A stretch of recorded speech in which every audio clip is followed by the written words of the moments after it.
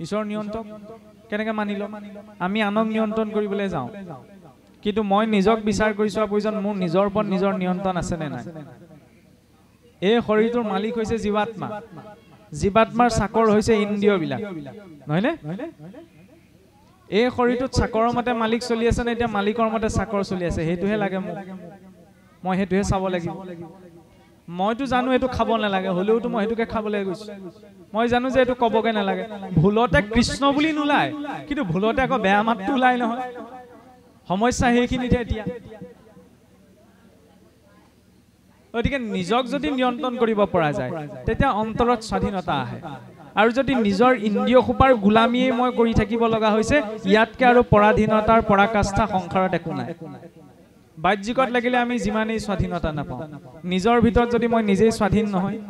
তেতিয়ালে বাহ্যিকৰ স্বাধীনতাই মোক এই স্থিৰতাটো দিব নোৱাৰে নিয়ন্ত্ৰণকৰ্তা একমাত্ৰ ঈশ্বৰহে কোনো কাৰো ইয়াত নিয়ন্ত্ৰক নহয় চতুৰ্থতে কি ক'লে ঈশ্বৰে যে একমাত্ৰ অভিভাৱক সেই কথাটো স্বীকাৰ কৰিব লাগিব এইখিনি কথা মোৰ মুখৰ পৰা শোভা নিদিয়ে হলেও প্ৰসংগ আহিছে কাৰণে কৈছো আৰু সমস্যা কেতিয়া সৃষ্টি হয় গৃহস্থী ঘৰখনতো স্বামীয়ে যেতিয়া নিজৰ পত্নীয়ে যেতিয়া স্বামীক পিতৃ মাতৃয়ে যেতিয়া নিজৰ ল'ৰা ছোৱালীয়ে যেতিয়া নিজৰ পিতৃ মাতৃক অধিকাৰটো দেখুৱাবলৈ যায় মোৰ পত্নী মোৰ স্বামী মোৰ ল'ৰা ছোৱালী মোৰ পিতৃ মাতৃ মই কৈছো যেতিয়া শুনিবই লাগিব মোক দিবই লাগিব মানিবই লাগিব সকলোৰে মনটো একেই নহয় কিছুমান এৰা ধৰা আৰু বুজা বুজি লাগে কিন্তু যদি মই মোৰটোতেই থাকো আপুনি আপোনাৰটোতেই থাকে তেনেকৈ পৰিয়ালো নচলে আমাৰ সমাজো নচলে এৰা ধৰা বুজা বুজি তাৰ মাজত লাগিব অভিভাৱক ঈশ্বৰ ইয়াত কোনো কাৰো অভিভাৱক নহয় গতিকে কাৰ ওপৰত আমি অভিভাৱক অধিকাৰটো দেখুৱাব নোৱাৰো সেইটো শৰণীয়াজনে মানিব লাগিব পঞ্চমতে কি ক'লে ঈশ্বৰৰ ওচৰত দাস্যভাৱটো এতিয়া আমাৰ সহজে নোপোজে নহয় মই কিবা এটা কথা জানো বুলি বুকুখন ফিন্দাই দিবলৈ বেছি সময় নালাগে নাজানো বুলি ক'বলৈ মূৰটো দুৱাবলৈ গোটেই জীৱনটো কম হৈ পৰে সংসাৰত ডাঙৰ হ'বলৈ বেছি সময় নালাগে মই ডাঙৰ মই জ্ঞানী বুলি ক'বলৈ সৰু হ'বলৈ আকৌ গোটেই জীৱনটো কম হয় নহয় সেইকাৰণে চাবচোন সমস্যা যিজনে নাজানে সেইজনৰ পৰা প্ৰায়বিলাক সৃষ্টি নহয় যি জানে তাৰ পৰাহে কিন্তু সমস্যা সৃষ্টি হয় অভিমান এটা থাকে নহয় গাঁৱৰ খেতি কৰা খেতিয়কজনক হৈ চুকটোত বহি খাবলৈ দিলেও খাব ইয়াত বহি খাবলৈ দিলেও খাব মোক আকৌ সেই চুকটোত দিলে মই নাখাওঁ নহয় জ্ঞান কাৰ আছে মোৰ আছে নহয়নে খেতিয়কজনৰ যেনিবা জ্ঞান নাই বুলি ধৰি লৈছো তেওঁক তাত দিলেও খাব ইয়াত দিলেও খাব তাত দিলেও অন্ন ইয়াত দিলেও অন্ন মই জ্ঞানী নহয় মই আকৌ তাত দিলে নাখাওঁ নহয় মোৰ আপত্তি জন্মিব নহয় সমস্যাবিলাক সেইখিনি যি পুত্ৰই পিতৃ মাতৃ যেনিবা ধৰি লৈছো বৃদ্ধকাল বয়সত একেবাৰে অপাৰগ হৈ গ'ল অপাৰগ হৈ যোৱাৰ কাৰণে যদি শয্যাতে পিতৃ মাতৃৰ পুত্ৰই শুশ্ৰূষা কৰে সমাজে প্ৰশংসা কৰিব নে সেই পুত্ৰক এইটোহে আচল পুত্ৰ মাক দেউতাকৰ এই শয্যাগত অৱস্থাটো সেৱা শুশ্ৰূষা কৰিছে তাতে যদি বিশ্ৰামমূৰ্ত ত্যাগো কৰিছে তেতিয়াহ'লে তাক সকলোৱে সমাজত প্ৰশংসা কৰিব ন আচল পিতৃ সেৱা আচল মাতৃ সেৱা সেইখিনিতে কিন্তু আপোনাৰ ঘৰৰ মোৰ ঘৰৰ শৌচাগাৰটো চফা কৰিবলৈ অহা মানুহজনক জানো সেইটো ব্যৱহাৰ কৰোঁ এইটোহে লাগে পিতৃ মাতৃৰ বিশ্ৰামমূৰ্ত চফা কৰিলে কাৰণে এইফালে পুত্ৰ বন্দিত হৈছে আনফালে আকৌ ঘৰত কাম কৰিবলৈ অহা মানুহজন আকৌ অপমানিত হৈছে এইফালে যা এইফালে নাহিবি এইফালে নাহিবি এইটো কি পাৰ্থক্য তেতিয়াহ'লে সমানতাটো আমি বিষ্ণু বুদ্ধি জগতত পিছত কৰিম প্ৰথমতে মানুহক অন্তত মানুহৰ নিচিনা ব্যৱহাৰ সেইটোতো আমি কৰিবলৈ জানিব লাগিব নহয়নে কৰ্মৰ সন্মান চাওকচোন কোনোবা এজনে কিবা কৰ্মফলত যেনিবা তেনেকেই ঘৰখন চলাই আছে তেওঁৰ সেই কৰ্মটোৰ প্ৰতি আমি সন্মান কৰিব লাগিব কোনোবা এজনে সকলো মানুহ চাওকচোন জীৱনত কোনো মানুহ বেয়া হওঁ বুলি বেয়া নহয় তেওঁ পূৰ্বৰ কিবা কৰ্ম সংস্কাৰ আছিল বেয়া সেইকাৰণে ইচ্ছা কৰিও তেওঁ ভাল হ'ব পৰা নাই গতিকে তেওঁক তেনে ৰূপতে ব্যৱহাৰ সেই বুলি আমি তেওঁ লেই চেই কৰিব নোৱাৰো কোনোবা এজন যদি বেয়া ব্যক্তিও আমি পাইছো চেষ্টা কৰিম আমি তেওঁক বুজাবলৈ বা ভাল কৰিবলৈ তাৰপিছত যদি তেওঁ নুশুনে শুনিব পৰা নাই তেতিয়াহ'লে বেলেগ কথা কিন্তু আমাৰ কেতিয়াবা দেখা যায় কোনোবা এজন বেয়া কিবা এটা হ'ল বুলি বোলে সমাজে ঘূৰিয়াই কৰি দিলে এইটো নহয় ন তাৰ পৰা সমাজৰ প্ৰতি ক্ৰুৰতা এটাহে সোমাই যাব বুলিব মোক এঘৰীয়া কৰিলা মই এতিয়া সোৱাদ লম ফলত কি অসুৰত্বলৈ গুচি যাব আৰু সেইটো সমাজতো বেয়া প্ৰভাৱ পেলায় আমি সংস্কাৰী জীৱ যেতিয়া সংস্কাৰী কৰি সকলোকে ল'ব জানিব লাগিব শিকিব লাগিব বাৰু যাই হোক এতিয়া চাওকচোন এই মহাৰাজ কথা প্ৰসংগত মই টানি আনিছো মহাৰাজ পৰীক্ষিতে এই কলিযুগটোৰ আমি কলিযুগৰ মনুষ্য বহুত ভাবি চিন্তি থাকিবলৈ দিছিল বুজিছেনে কলি মানে কি বেয়া গুণ কলি মানে আমি বেয়া পুৰুষ এজন বুলি নধৰো বোলে কলি বুলি কলিৰ 16জনীয়া পৰিয়াল দেখুৱাইছে নহয় কাম ক্ৰোধ লোভ মোহ মদ মাচৰ্য ৰিখা অসূয়া পৰনিন্দা পৰচৰ্চা মনৰ লগত থাকে বোলে এহি 16জন তৰিতে নোৱাৰে লোক এহিহে কাৰণ নহয়নে আমি সকলোৱে জানো কলি থকা স্থান কি কি জোৱা পাখা মদ্যপান প্ৰাণীহীনতা পৰশ্ৰী সংগ সীমা আৰু বোলে সুবৰ্ণ কলি সকলোতে নাই নহয় এইকেইটা বস্তু জীৱনৰ পৰা আঁতৰাই ৰাখিব লাগে জোৱা পাখাই হকুনিয়ে খেলাখনি জোৱা পাখা নহয় নহয় আমাৰ আজিকালি এটা ব্যৱস্থা আছে বিয়া এখন পাতিলে কিবা এখন বোলে তাজপাত দুখিলামান লৈ দুজনমান বহে দেৱালীৰ দিনা ঘৰখনত চাকি এগছ নজ্বলাব পাৰে চকৰি খেল খেলিবলৈ সকলো যায় সেইখনোতো জোৱা খেল কাৰোবাক প্ৰবঞ্চনা কৰি জীৱনটোলৈ সুখ শান্তি কেনেকৈ আহিল সমাজ সংস্কৃতিৰ নামত বেয়া বস্তুটোৰ বেয়া খেলখনলৈ যাতে আমি নাযাওঁ তাৰ প্ৰতি সতৰ্কতাটো লাগিব মদ্যপানৰ কথানো কি ক'ব আৰু এইবিলাক কথা আচলতে ক'বলৈ বেয়া লাগে আগতে অসুৰেও ইমান মদ্যপান কৰা নাছিল যিমান আমাৰ মানুহৰ মাজত বৃদ্ধি পাইছে টাউনলৈ ওলাই গ'লে কিতাপৰ দোকান এখন পাবলৈ টান হ'ব পাৰে মদৰ দোকানখন আকৌ টান নাপায় ডাঙৰ ডাঙৰ হল্ডিনবিলাক সেই নোখোৱা বস্তুবিলাকেই লাগি আছে নহয়নে গুটখা জাতীয় দ্ৰব্যবিলাক সকলোৱে জানে যে গুটখা খালে কেঞ্চাৰ হোৱাৰ সম্ভাৱনা থাকে হল্ডিং সেইবিলাকহে লাগি আছে সেইবিলাক আমাৰ মানেকত কি যিবিলাকে এডভাৰটাইজ দিছে ছুপাৰ হিৰো আৰু যিজন নাখাবলৈ কৈছে এইটো মূৰ্খ আউটডেটেড সেই মানসিকতাটোত পৰিৱৰ্তন কেনেকৈ হ'ব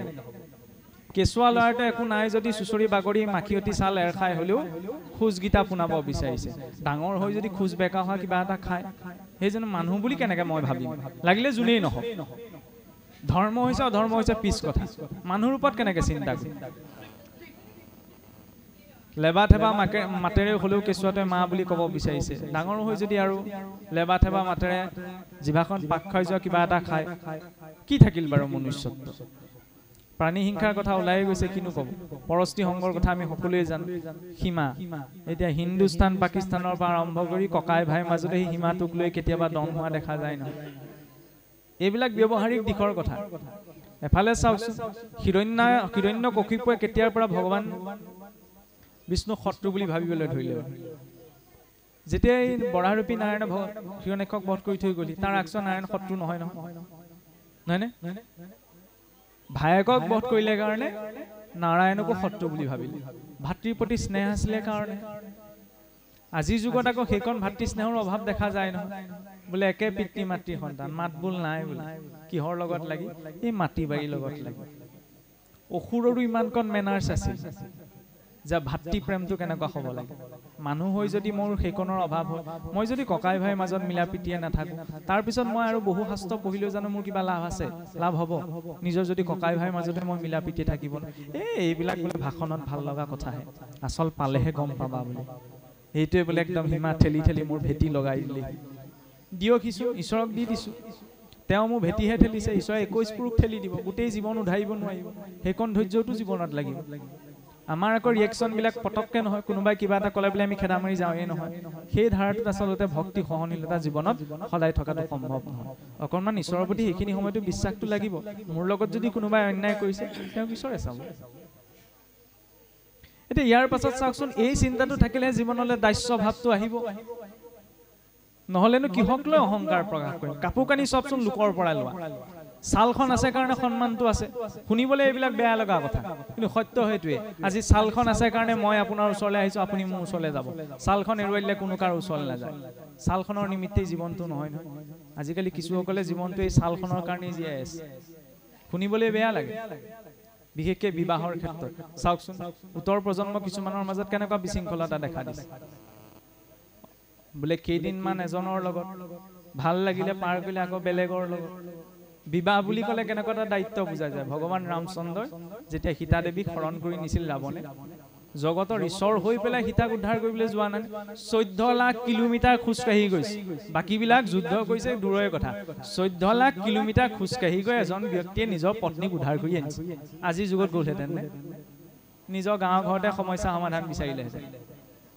মানসিকতাটো এতিয়া সেইটো হৈছে বিবাহ বুলি ক'লে এখন সমাজত আমি কেনেকুৱা সংস্কাৰৰ কথা বুজিছিলোঁ আগতে অসুৰবিলাকেও শাস্ত্ৰীয় বিধি পালন নকৰাকে বিবাহ পাশত আবদ্ধ হোৱা হৈছিল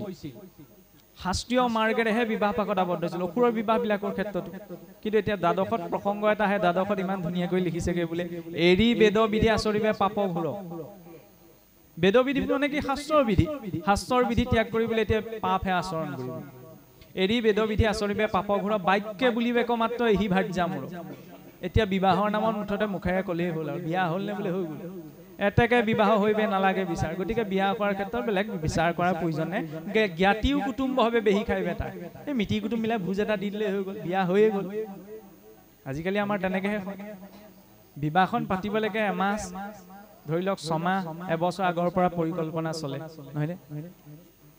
ফটো মাৰিবলৈ পাহৰিলেও পজ দি হলেও ফটোকপি মাৰি থম স্মৃতি হিচাপত তাতো আপত্তি নাই বাৰু কিন্তু যেতিয়া দেৱ কৰ্মকণ আচৰণ হয় সেইখিনি সময়ত ধৈৰ্যটো থাকে নে নাথাকে এইটোহে লাগে বোলে সোনকাল কৰিব দেই এবছৰৰ পৰা ৰৈ সেইকণ সময়লৈকে ৰৈ থাকিলে এতিয়া সেইকণ সময়ত ধৈৰ্যটো নাই শ্ৰদ্ধাই যদি নাই কেনেকৈ সংস্কাৰ আহিব সেই স্থানত চাবলৈ গ'লে চেণ্ডেলযোৰো প্ৰৱেশ কৰিব নালাগে আমাক জোতাই চেণ্ডেলে গোটেই সোপা হেণ্ডেল লুপ কৰি থাকে কাৰণে সেই স্থানত বুজি পাইছেই চাগে আৰু কিছুমান কথা স্পষ্টকৈ ক'বলৈ অকণমান অসুবিধা হয় গতিকে বিবাহ বুলি ক'লে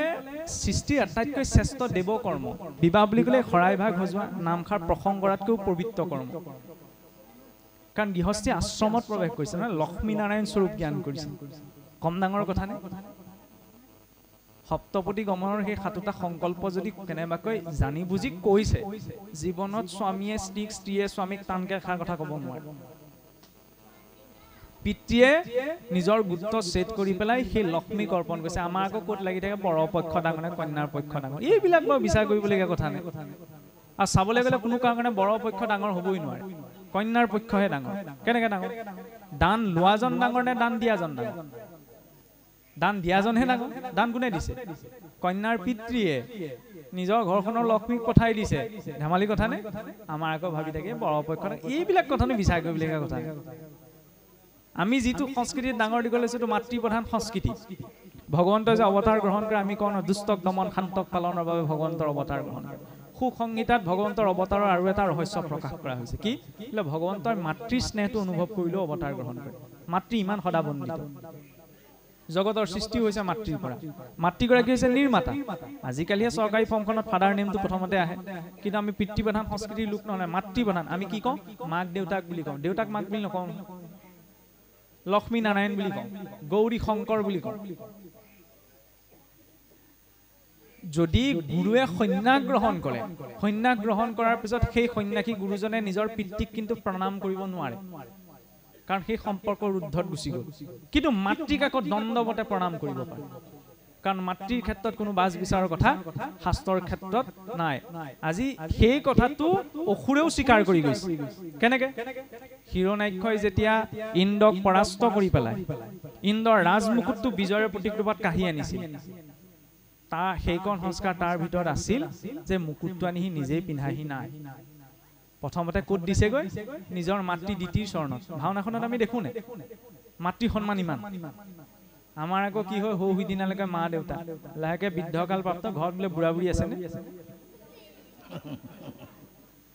অসুৰেও মাক দেউতাককতো বেয়াকে কোৱা নাছিল আজিৰ যুগত যদি কোনোবাই কৈছে সেইটো তেতিয়াহ'লে হিৰণ্যাক্ষতকৈ ডাঙৰ দৈত্য হয় নহয় নহয়নে সেইটো পুত্ৰৰ মৰ্যাদা নাই সেইটো অসুৰ হৈ গ'ল সেই অসুৰটো কেতিয়াও মানুহ হ'ব নোৱাৰে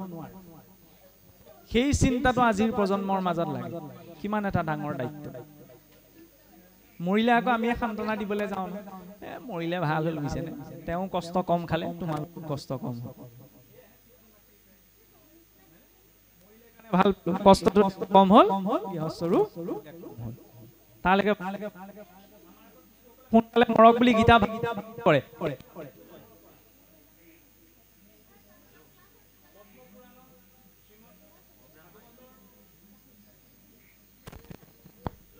অষ্টম স্কন্ধত শুক সংহিতা নাৰদ পাঞ্চৰাত্ৰত বাৰে বাৰে এইটো প্ৰসংগ আহিছে যিটো আমাৰ কি কয় পিতৃ মাতৃ বোলে কোনোবা এজন ঘৰখনত কষ্ট ভুগি আছে নহয় এই কিবা অপৰাধ থাকিব পাৰে সোনকালে জীৱটো যাওক গীতা পাঠ অকণমান কৰক ভাগৱত এইটো আটাইতকৈ ডাঙৰ অপৰাধ আমি ভাবো কি এই মৃতকে ভাগৱত গীতা ভাগৱত শুনি গতি পাব কেকাই মেকাই মৰি আছে গীতা ভাগৱত শুনিবলৈ ধৈৰ্য আছেনে মা বুলি মাতিবলৈ পুতেকৰ মা শব্দটো শুনিবলৈ ধৈৰ্য নাই ওচৰত ইয়াত সুৰটি গীতা ভাগত পঢ়ি আছে শুনিবলৈ ধৈৰ্য থাকিব বোলে দুখ নষ্ট হওক সেই কোনো জীৱই মৃত্যুটো নিবিচাৰে নহয়নে যিদিনা মই মৃত্যু সজ্জাত নিজে পৰিম সেইটো নিজৰ অনুভৱ হ'বগে মৰি পেলাই যেতিয়া কেকাই থাকিম আৰু কেকাই থাকিলেও কিন্তু মই মৰি যাওঁ বুলি কওঁ কিন্তু মৰিবলৈ কোনেও নিবিচাৰে নহয়নে আৰু মই নিজৰ ঘৰখনৰ মানুহ হৈ পেলাই মোৰ পিতৃ মাতৃ যদি কেনেবাকে মৃত্যু সজ্জাত পৰিছে সোনকালে মৰক বুলি মই গীতা ভাগৱত পাঠ আয়োজন কৰিছোঁ ইয়াত কাৰো মূৰ্খামি কি আছে কিছুমান কথা ক'লে মানে একদম আবেগত লাগি যায় এইটো আমাৰ সমাজৰ ভুল প্ৰচলিত নিয়ম তেওঁ যদি গতি পাবলগীয়া আছে তেওঁ নিজৰ অনুসাৰে পাব তাৰ কাৰণে সেই মৃতকৰ সজ্জাৰ ওচৰত পৰি হৰিধ্বনি দি পেলাই গীতা ভাগৱত কিছুসকলে চোৱাৰ বিধানো দিয়ে বোলে জীৱটো এনেকা পাপ হৈছে গীতা ভাগৱত পঢ়া তেওঁ মুক্ত হৈ যাব আজি পিতামহ ভীষ্মৰ নিচিনা ইমান শ্ৰেষ্ঠ ব্যক্তি নিজৰ কৰ্মফল ভোগী হৰসজ্জাত পৰিব লগা হৈছে আৰু মই ভাবিছো কি মই কৰা জীৱনৰ পাপ নষ্ট হৈ যাব দুজনে এইডোখৰত শাস্ত্ৰ অকণমান পাঠ হৈ দিলে এইটো নহয় সেইটো কাম কেতিয়াও কৰিব নালাগে তেওঁ যিকণ সময় আছে সেইকণ থাকি পেলাই যাবলৈ দিব লাগে এই নহয় তেনেকৈ হয়ো নহয় এইফালে বোলে আমাৰ একদম আশীৰ্বাদ দিছে এইফালে জীৱ গৈছে তেতিয়াহ'লে সেইটো অপৰাধহে কৰিলা যদি 1 মিনিট বেছিকৈ থাকিব লগা হৈছিল 1 মিনিট সোনকাল কৰি দিলা সেইটো এটা নিজৰ জীৱনত প্ৰতিফলিত হ'ব যদি এদিন বেছিকৈ আছে এদিন কমি আহিব এইবিলাক কথা আমিতো বিচাৰ কৰি নাচাওঁ এইবিলাক হ'ব নালাগে আচলতে কাৰণ কোনো মৰিব নিবিচাৰে সকলোতো জীয়াই থাকিব বিচাৰে নহয়নে জীৱনটো এই শৰীৰটো ধৰি ৰাখিব বিচাৰে তেওঁক যোৱাৰ পথটো সহায় কৰিব নালাগে তেনেকৈ সেইটো সহায় নহয় সেইটো বৰং তেওঁৰ থকা সময়কণো নিজেই কাটি দিয়াহে হয় এতিয়া এইফালে চাওকচোন দাস্য ভাৱটো তেতিয়া আহিব যেতিয়া এই শৰীৰটোৰ মূল্য বুজি পোৱা যাব জীৱনৰ প্ৰতিটো ছেকেণ্ডৰ মূল্য প্ৰতি 2 ছেকেণ্ডত পৃথিৱীৰ পৰা এজন মানুহ মৰে এতিয়ালৈকে যে সেইখন লিষ্টত মই পঢ়া নাই এইটো সৰু কথা হ'ব পাৰেনে 2 ছেকেণ্ডত যদি এজন মানুহ মৰিছে দিনটোত কিমান মানুহ মৰিছে লাখতকৈ ওপৰত মৰিছে সেইখন লিষ্টত এতিয়ালৈকে মই পঢ়া নাই এইটো বৰ কম ডাঙৰ চমৎকাৰ নে আমি চমৎকাৰ কৰবাত কিবা কোনোবাই কিবা যাদু মন্ত্ৰ কৰিছে তাত বিচাৰি যায় আচল চমৎকাৰটো আপোনাৰ মোৰ জীৱনত ঘটিত হৈ আছে নহয়নে কিবা এটা খোৱাৰ লগে লগে খোৱা বস্তুটো গৈ পেলাই শৰীৰৰ পুষ্টি কেনেকৈ হয় প্ৰতিটো অংগ কেনেদৰে চলিত হৈছে এইটো চমৎকাৰ নহয় চাবলৈ গ'লে অট'মেটিকটো হৈ আছে নিজেইটো উশাহ নিশাহ লৈ থকা নাই কোনে নিয়ন্ত্ৰণ কৰি আছে আচল চমৎকাৰ আপোনাৰ মোৰ শৰীৰটোত ঘটিত হৈ আছে আমি বাহিৰত ক'ৰবাত যাদু মন্ত্ৰত কিবা চমৎকাৰ বিচাৰিবলৈ যাওঁ এই কথাটো যিমান গভীৰতাৰে মানে অনুভৱ কৰা যায় সিমানে মানে জীৱনৰ প্ৰতিটো ছেকেণ্ড বহুত মূল্যৱান হৈ পৰে কৃপা বিচাৰি এইটো নহয় বোলে আমাৰ আকৌ কৃপা বিচাৰি ক'ত যায় বোলে আমুকত শৰাইখন দিলোঁ মনৰ ইচ্ছা এটা আছিলে পূৰ্ণ হ'ল দেই ঈশ্বৰ আছে বুলি বিশ্বাস উপজিলে তেতিয়াহে মানি ল'ম এইটো কিন্তু ভক্তি নহয় মই এইটো কোৱা নাই কোনোবা স্থানলৈ গৈ ক'ৰবাত কিবা হৰাই সপৰা দি যদি 10 জনৰ কিবা উপকাৰ হৈছে তেতিয়াহ'লে ঠিকে আছে কাৰোবাৰ যদি কিবা এটা উপকাৰ হৈছে সেই স্থান বন্ধনীয় কিন্তু তাত যে ভক্তি থাকিব এইটো কিন্তু জৰুৰী নহয় কাৰণ মোৰ ইচ্ছাটো পূৰণ কৰিলেহে মই ঈশ্বৰক মানি ল'ম এইটো কথা হ'ল মানে এইটো বুজাইছোঁ মই বিচৰা বস্তুটো যদি মোক মা দেউতাই গোটাই দিয়ে তেতিয়াহে মই মা দেউতা বুলি মানিম মই বিচৰাটো যদি নিদিয়ে মা দেউতাক মই নামানো এইটোতো অসুৰ চিন্তা অসুৰেহে তেনেকৈ ভাবিব মই বিচৰাৰ দায়িত্বটো মোৰ যদি মোক উপযুক্ত বুলি ভাবে পিতৃ মাতৃয়ে গোটাই দিব যদি উপযুক্ত নাই ভাবা তেতিয়াহ'লে নিদিয়ে ঈশ্বৰৰ ক্ষেত্ৰতো তেনেকুৱা ইচ্ছাটো প্ৰকাশ কৰক যদি উপযুক্ত ভাবিছে দিব উপযুক্ত যদি নাই ভাবা তেতিয়াহ'লে নিদিয়ে আৰু ঈশ্বৰৰ পৰা জোৰকৈ বিচাৰিবও নালাগে জোৰকৈ বিচাৰিলে কি হ'ব ঈশ্বৰে পিছত দি দিব দিয়াটো আকৌ আমি কভাৰ কৰিবগৈ নোৱাৰা হৈ পৰোঁগৈ যেনেকৈ চতুৰ্থত প্ৰসংগ আহে মহাৰাজ অংগৰ কথা অংগ আৰু সুনিতাৰ মানে কোনো সেইটো জীৱনত সন্তানৰ যুগ নাছিল কিন্তু ইমানেই আবিগৈ মুঠতে সন্তান লাগেই উপায় নাই লিখি অংগীৰাৰ শেষত উপদেশ মতে কি কৰিলে বা ধেনুই যজ্ঞ কৰি বাৰে বাৰে সংকল্প দিলত কি হ'ল বোলে ঈশ্বৰে এটি সন্তান দিলে সেই সন্তানটো কোন হ'ল বেন সেই বেনৰ কাৰণে ইমান উৎপাত বাঢ়িলে যে মহাৰাজ অংগৰ সুনিতাই দেহ ত্যাগ কৰিবলগীয়া হ'ল